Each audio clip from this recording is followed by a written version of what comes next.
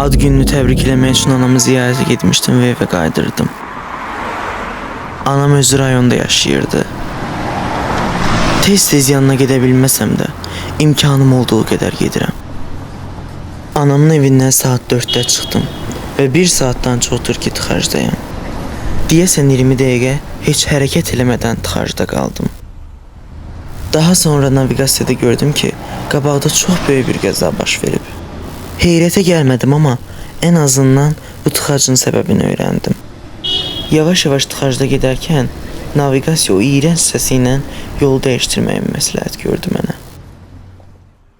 O anda o iyrənc cəhənnəmdən qurtulmaq üçün hər şeyimi verərdim. Ona görə də qəbul elədim.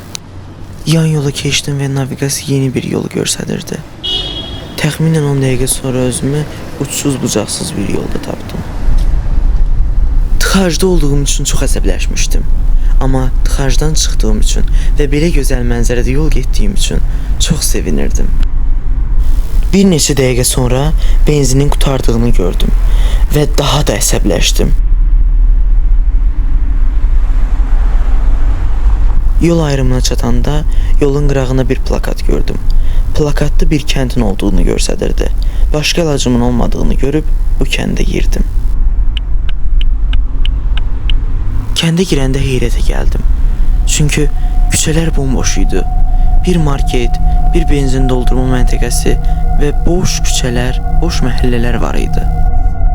Gün batımı yaxınlaşırdı. Çox düşünmədən maşınımı park elədim. Maşından düşdüm və benzin üstündə zəhmət olmasa ödəməni içəridə eləyin yazısını gördüm. Kassadakı kişi ilə göz-gözə gəldim və gedib içəridən bir su alıb kassaya yaxınlaşdım. Suyu kassanın üstünə qoyub 20 dollarlıq benzin almaq istədiyimi dedim kişiyə. Kişi gülümsəyərək üzümə baxmağa davam eləyirdi. Kişi başını sallayıb kassadakı bir neçə düyməyə bastı. Təzədən o gülümsəyən sifəti ilə mənə baxdı. Suyun qiymətini soruşdum, amma mənə cavab belə vermirdi. Yorğun idim deyə kişinin üstünə getmədim.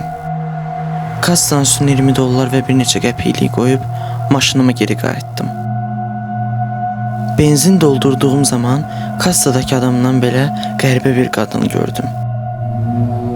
Yolun ortasında dayanıb mənə baxırdı. Maşının deposu dolana kimi qadına baxmağa davam eləyirdim.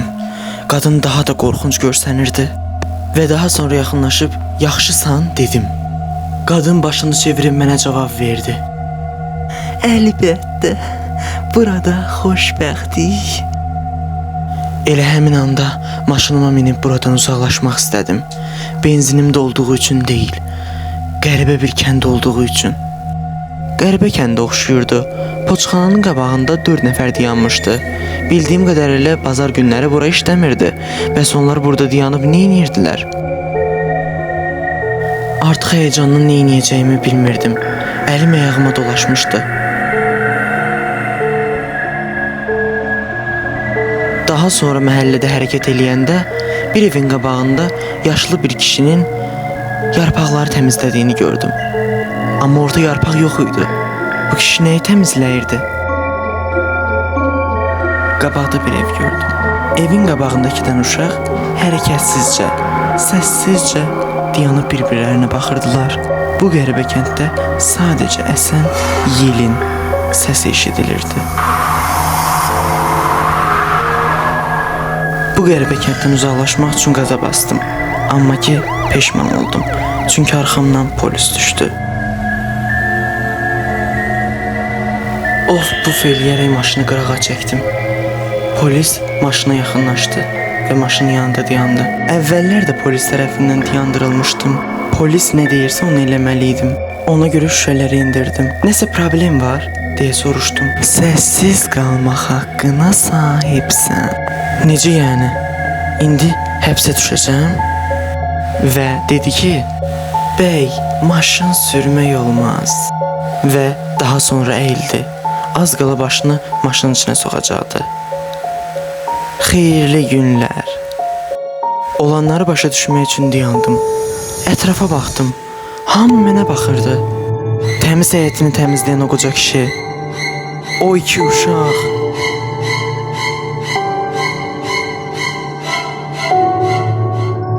Bütün hamı maşınıma baxırdı.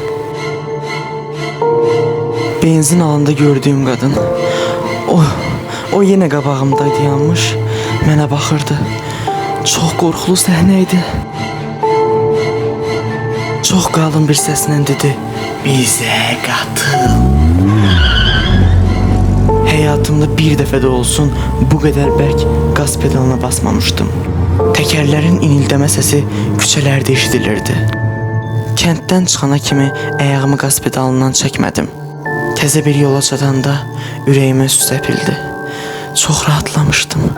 Bayaqki mənzərəni hələ də beynimdən ata bilmirdim. Evə gəlib çatanda ancaq o adamları fikirləşirdim.